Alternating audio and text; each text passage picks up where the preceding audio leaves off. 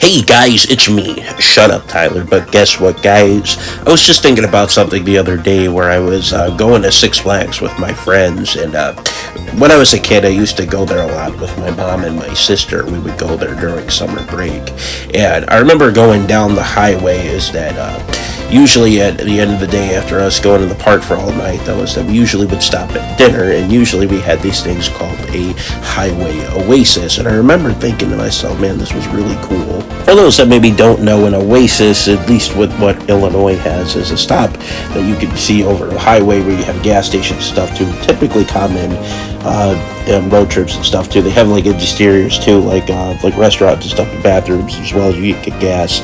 My favorite restaurant to go there was the Fifth Third Bank. I say personally that they probably hit their stride back in the 50s and 60s at their most popular boom, when a lot of Americans during that economic growth would go and take road trips. I think that would kind of reflect when you would see these vans that would have claw machines in the middle of them too. It was very common to, even still now, to see families go and stop here. I mean, it was at a time when these were made before you'd have GPS and stuff installed on your phones. Especially too, you could consider it a more family friendly and safer alternative than just stopping at a gas station late at night or during the day, especially those who maybe travel by themselves. Just a little food for thought there. Now, reason why I say this is, well, they're not completely gone. It's definitely a dying novelty at best. See, the reason why is that there's multiple reasons, mainly with highways expanding.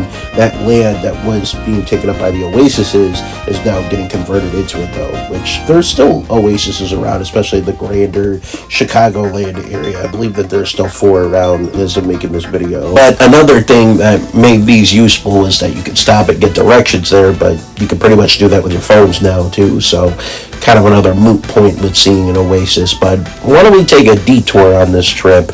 Why don't we talk about some stuff that's similar to this around the world?